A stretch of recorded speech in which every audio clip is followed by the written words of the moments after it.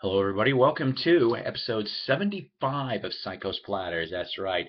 This is the second time because I'm the idiot that touched the wrong button. Yeah, that's what he said. Never mind. Dunkin' Donuts, it's worth the trip. All right, guys. I hope everybody had a good week of crate digging, okay, and a great week in life in general. Um, this show here is going to be about LPs. Yeah, that's right. I do have a few things. Let's start off right away, shall we? These first couple found 25 cents each at a resale shop.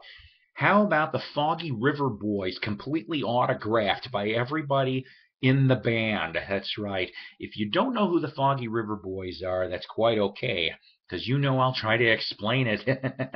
uh, the, in the 1940s, late 1940s, there was a group called the Singing Matthew Brothers. The Singing Matthew Brothers changed their name in 1947-48 to the Jordanaires. If that doesn't sound familiar, or even if it does sound familiar to you, Jordanaires were pretty much Elvis's backing band, backing singers in the 50s and 60s, which I thought was pretty cool. Now, they recorded gospel records on RCA as the Jordanaires, but they also recorded secular music as the Foggy River Boys for Decca and I think one other label. It's escaping me. Uh, Basically, this particular album here was made in Branson, Missouri. They were an act that I guess continued on actually until 2002, and that's the last I heard. Bob Hubbard signed this album. That's kind of the reason why I grabbed it, because he was an original Jordanaire. Now he wasn't on Elvis's stuff because he left in '52, but um, he he backed up Red Foley. There was a couple other people, so I thought it was kind of neat. There's the front, there's the back. Like I said, for that one, this one here from 1970 on Capitol Records, Goose Creek Symphony. I have to tell you, I have seen this album and the other albums way high priced. I couldn't believe that I found this for a quarter, and it's on the Red Target label for Capitol. That's right. They cut 3 albums originally for Capitol. The best hit one was the third one, where they did a cover of Janis Joplin's Mercedes Benz.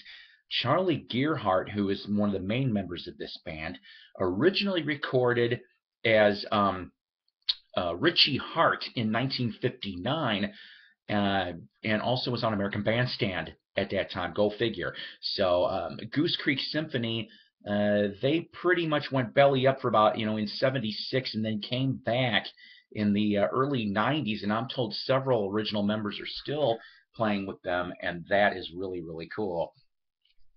David Allan Coe, Human Emotions, Happy Side, Suicide. Yeah.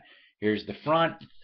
Here's the back. This is on Columbia. Only in the '70s would you be able to get away with having a huge David Allan Coe belt buckle and trying to look like a badass.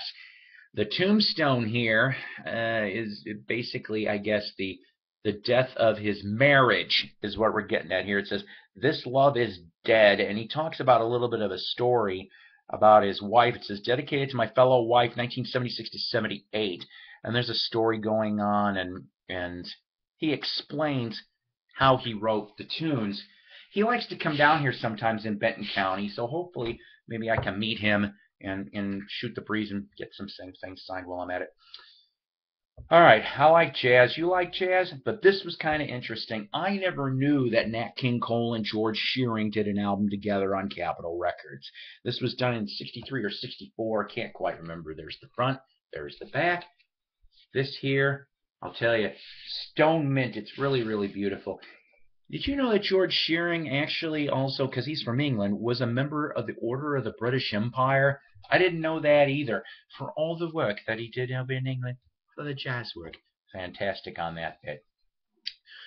All right, that one was 50 cents. A couple of these are 50 cents. This one here, pretty neat. Another signed album, Farron Young's Deputies. Now, here's the front of this. Here's the back. This was on Farron Young's own record company out of Nashville. Now, Farron Young's Deputies, I don't know if this is going to sound anything familiar to you. It's old school country, okay? Farron Young and his backing band, the Deputies, Mainly were around from the mid-1950s to the mid-1980s. I think it cut off about 86, 87, okay? I ended up determining based on the autographs here. It's no Farron is not on this. It's his backing band only, and I want to. This is like late '70s, early '80s, roughly, for that one.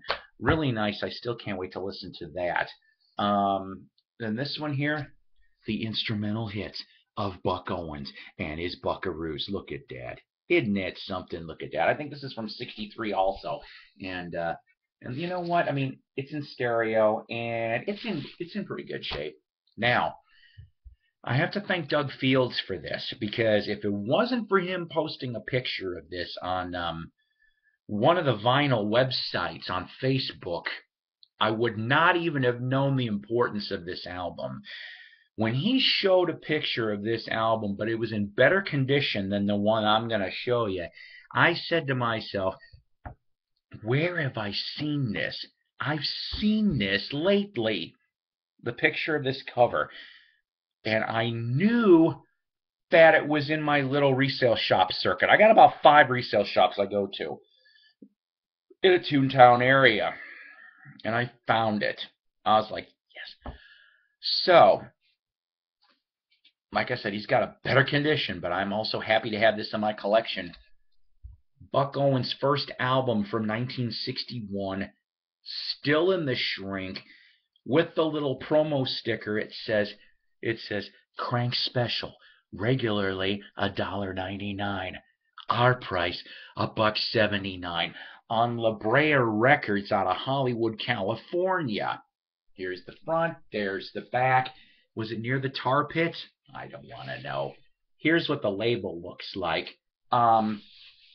I guess there's at least 2 label variations. We figured this out. Doug showed me another color. Now, just for giggles here, believe it or not, in near mint condition, which this one is not, it needs to be cleaned, and it's probably going to be good at least through a playthrough, okay? It's got a little teeny tiny scratches, most of this vinyl does. But in near mint condition, 100 in mono, 150 in stereo for his first album. I think that's pretty good. Now, I want to go off and mention something here. I got to go about a week and a half ago to Eureka Springs, Arkansas. I have never been there before. They have a beautiful Eureka Springs auditorium. That's where they hold most of their shows. They had the Folk Festival over there this past week with Ozark Mountain Daredevils and Brewer and Shipley. No, I didn't get to go to those. And you know what? It's okay. This was so slapdash, you know. I wasn't sure how we were going to do this, but I was able to find out a piece of information about 2 days before the trip. Grabbed up my album covers and I went off and I said, I hope I can go see this fine musician, this wonderful individual. He was going to be playing in Eureka Springs at one of his musical residences called the Stone House, which actually, if you've ever been over there in Eureka, they had a lot of nice little clubs. This one is a really nice club too. It's small, the outside's big. You know what? It's just a great place to relax. So when I found out,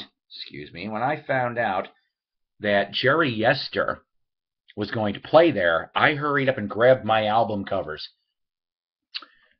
and went along hoping to meet him and get maybe, those signed in a picture and talk to him for a couple minutes, because he has been in music for about 55 years, I want to say at least, okay? He originally got his start in the New Christy Minstrels and then the Modern Folk Quartet. He also got to play some sessions, including the Lovin Spoonful's Do You Believe in Magic? He plays piano on that. And then in 1967, he gets joined the Lovin Spoonful to replace Zal Yankovsky. I hope I'm pronouncing that right. And gets to stay with him for 2 years until 69.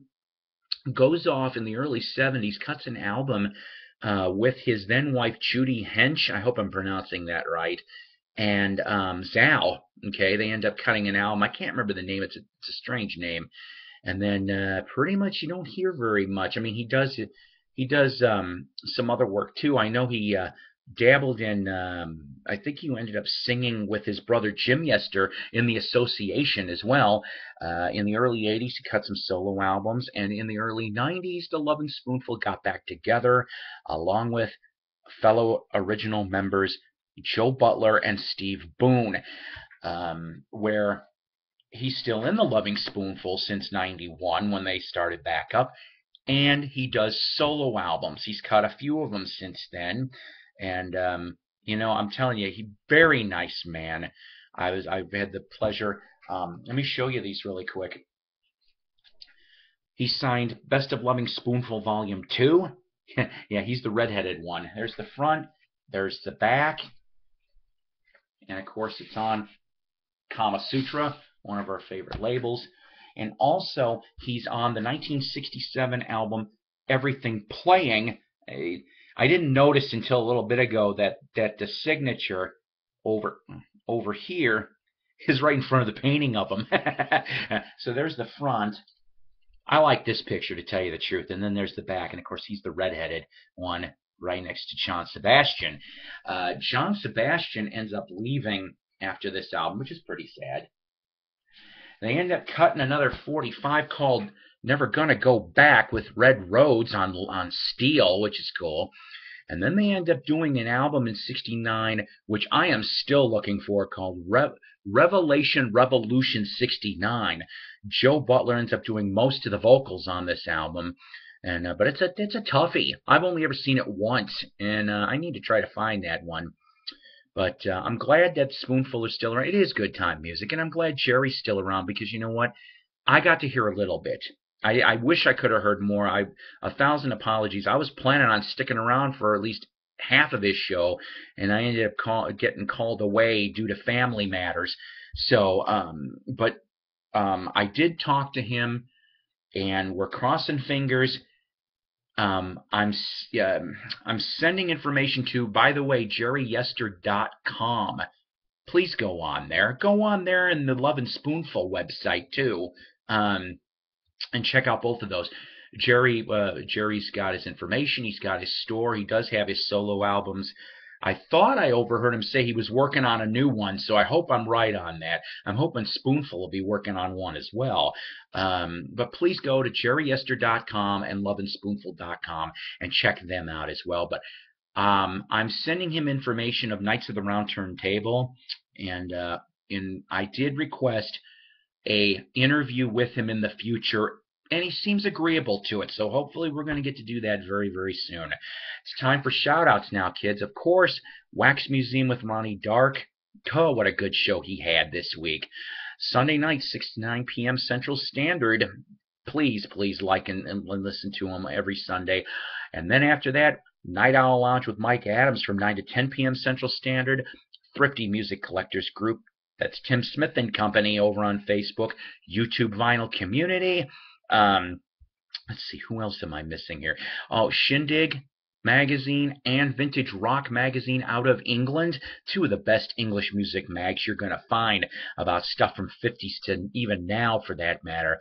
I don't know. Like I said, just get your friends, get your enemies, get your frenemies, and subscribe to Psyko's Platters. And you'll get that. Knights of the Round Turntables coming over here too. We're out to have some fun. This is for the good times. This is the memories, right? This is what we do. We love the music. All of it's good time music. So everybody take care. God bless. And rock on. See you next week.